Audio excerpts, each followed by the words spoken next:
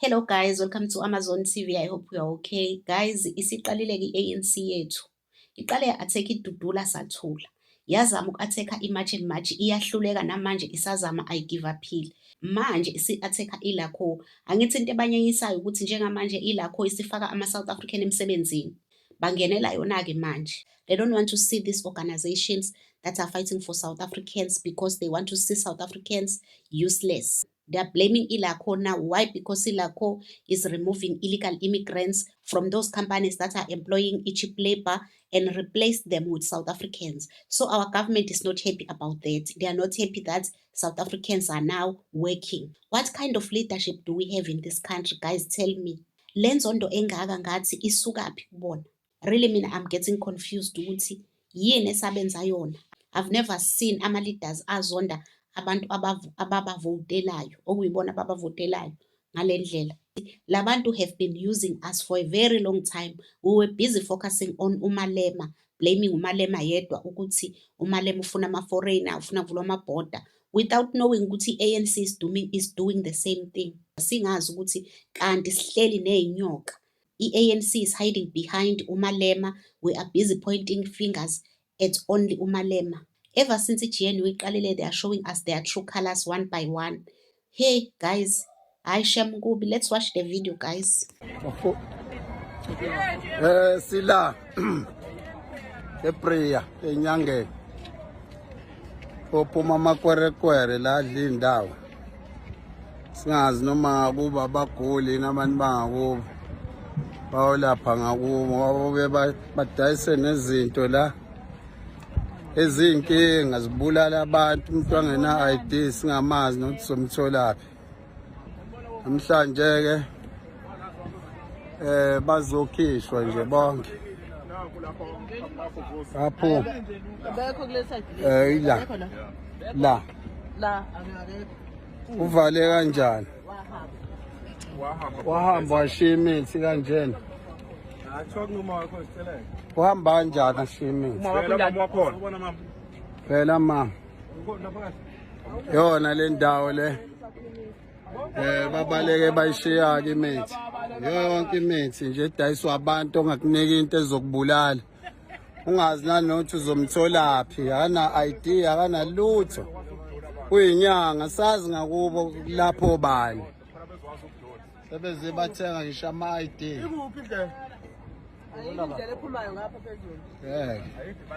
bahambe baye ngakubo bawulapha ngakubo bawulapha ngakubo inyanga zala isenandawo indawo umasipala uyinikeza amakwerekwere asazi noma amakwerekwere agwaza yini kulo masipala ngoba nama-ID bawathola sazi bawathola kanjani ulashwe ikwerekwere into ongeke uzuyithole isho usugula usufa bahambe nje.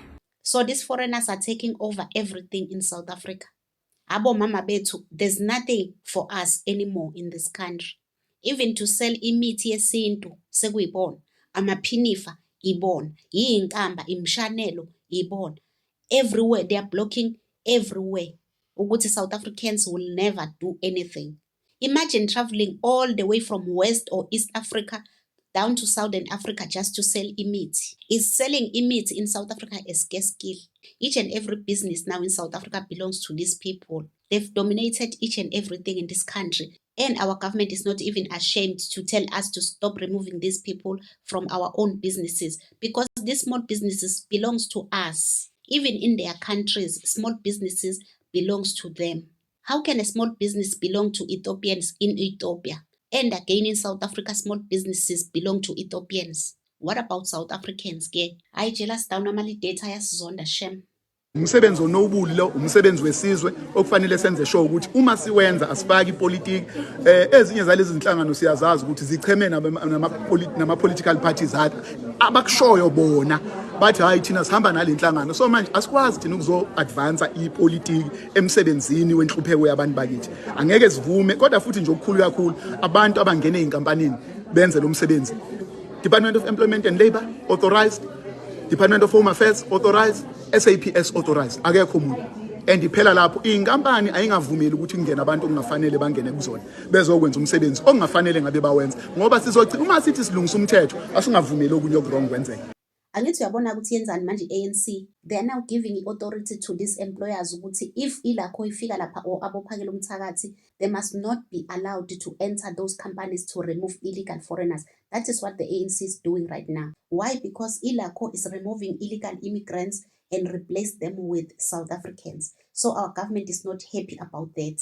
Our government wants illegal foreigners, want foreigners and illegal foreigners to continue to work there, not South Africans. Uma sithi sizoklina la sifuna kugcina umthetho asingavumeli abanye abantu ngoba sithi base South Africa nabo benza into ezirong. Umthetho awulingani and uma sithi sifuna ukuba yizwe lemithetho, imithetho ayigcinwe wonke umuntu. Awukwazi ukuvuka ekseni uyongena enkampanini ungenalungelo lokungena enkampanini usuke ufike ufune ukuthi umise inkampani wenze zonke izinto. Yingakho sithi uma sitshelwa njengokuza la siyatshelwa abantu nazo le inhlangano ziyakwazi ukusitshela asinankinga ukuthi usitshele ukuthi kunenkinga lapha siye khona. Yingakho siza naseyindaweni ezifana nalezi. Kodwa iauthority yaziwa state uhulumeni yingakho uyithina kuphela amaphoyisa uHome Affairs uLabor esikwazi ukuthi uma sifica kunabantu bokufika abangeke emthethweni asibashiyi thina lapha asimashi sibashiye lapha thina sifike sidile nabantu siba profile sibabophe siba deport nabo uyababona 28 of them, in fact 29 of them, they are going there. Nayo ke enye into emangazayo ngogovernment wethu ukuthi if befika kulezo inkampani, they don't care ukuthi lo muntu skill or what they need is to know if he or she is legally in the country. That's the only thing abayifunayo. And if that foreigner is producing maybe a valid passport or whatever paper he or she is using, they will say it's fine because you are legally in the country. They don't care ukuthi skill or what. You cannot leave your country, wherever you are coming from, to come here to sew clothes in a company. You cannot leave your country to come here to be a bricklayer. And the government will only ask for papers. Millions of your citizens are not working. But you don't care about a work permit. You don't care about the skill of this person. No. All you need is a valid passport. If you see that the passport is valid, it's fine. You leave that foreigner there to continue to work. What about South Africans? What about the skill that is needed in this country? Is it not what the Constitution is saying, that you move around to check in your own country first before going outside and see if you can find that skill? Why are we doing the opposite of what other countries are doing? All our government wants is to see if that person is having a passport. That's all. Even yena uJomo Sibiya uma efika kulezi inkampani ngeke uzumuzwe ebuza ama work permits, ebuza about skill. No. Ubuza nje kuphela, where are your papers? And ama foreigners othi, now I left my passport endlini. That's all. They are going to be deported today bayaboshwa. So umsebenzi wethu thina esine authority to do that. Kodwa asinankinga ukuthi abantu basitshela ukuthi kunenkinga lapha. Kodwa angikusho nje ngokugcwala umlomo ukuthi abantu abane authority yokuthi bangene inkampanini, SAPS, Home Affairs, Department of Employment and Labour, any other person akanayo i-right yokwenza leyo nto leyo abasuke bayenze wrong. It's not umthetho akusuka kwenza. Asingawuphula umthetho. How can you brag about deporting illegal immigrants when our borders are opened? How can Jomo brag about deporting illegal immigrants? People who are sleeping here the same day. These people don't even sleep in their homes. They deport them in the morning. By the afternoon, that same person is here. You'll find that same person in that company, the same company. And they are not even doing the follow-up, like ilakho, if we remove illegal foreigners today, we replace them with South Africans. Bona, they just remove illegal foreigners and claim they are deporting them. Who is replacing them? Why are they not removing them and replace them with South Africans, just like ilakho? Why are they not doing that? Why are they not asking themselves ukuthi le nkampani ayivali ngani ngoba siwathathele ama-employees izolo? Why bengayibuza ukuthi le nkampani izo-operate kanjani without ama-workers? Uyabona ukuthi abekho serious iplan yabo ukudestroya impilo yama-South Africans. That's all. They know very well. Even i-border management is always announcing ukuthi we are tired of deporting one person even 3 times a day. Dr. Nasiphi Moyo arrested one Zimbabwean 4 times. The video is there. And uJomo is here bragging about deportation. Who doesn't know ukuthi in South Africa you deport them today, tomorrow they are here? We all know that. We are in serious trouble. Ake silalele nangu Minister of Police sizwe ukuthi yena uthini-ke namhlanje. And I want to say to those gang leaders, Don't think that the people of this country are not watching you. Don't think that you continue to steal our young people from their parents. And don't think you can kill police officers with impunity. A few months ago, I visited. We put more resources to strengthen the anti-gang units. But we're not winning.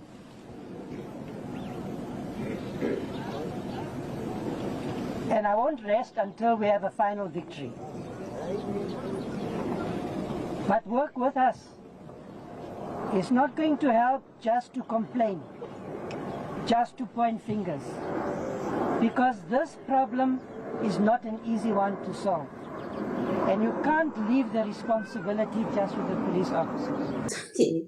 Minister wethu uthi we can't just leave irresponsibility only to the police. We have to work with them. How are we going to work with them? I thought he said it's not our job. Why manje are we involved? When he came, he said we are winning as a country over these criminals. What is he saying now when he said we are not winning? And why is he involving us, the community? I thought he said it's not our job. Himself, he told us to catch criminals, to do all these things that we are doing as citizens of this country. It's not for us. We must allow law. Why is he involving us now as the community? Who trained us now? I thought he said we are not trained, we are not allowed, we will be arrested if we involve ourselves with izinto ze-law. You see the contradiction of these people. Right now bayabona ukuthi akudlalwa, abantu bayafa each and every day. Yena wayicabanga ukuthi lapha kuse old age home, lapha azofika irelaxele nje khona. Wayicabanga ukuthi kuyadlalwa kule department. Look at how people are being unalived nowadays. He is not doing anything. It's difficult for him to solve this problem. Now he wants to work with us, the same as he was calling vigilantes. Even during the time ozamazama bedlobile, kwasekuthiwa siphume sizolekelela. Kwakungasashiwo ukuthi umsebenzi wamaphoyisa. That's how these politicians use the community. Uyambona nasemehlweni lomkhulu ukuthi usevele wahluleka already.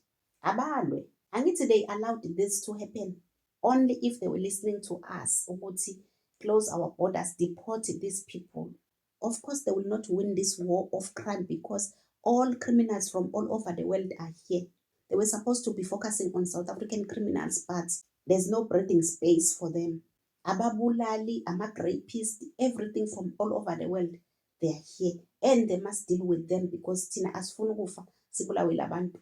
Anyways, guys, let me know what you think on the comment section. Don't forget to subscribe, to like and share the video. Love you guys. Bye.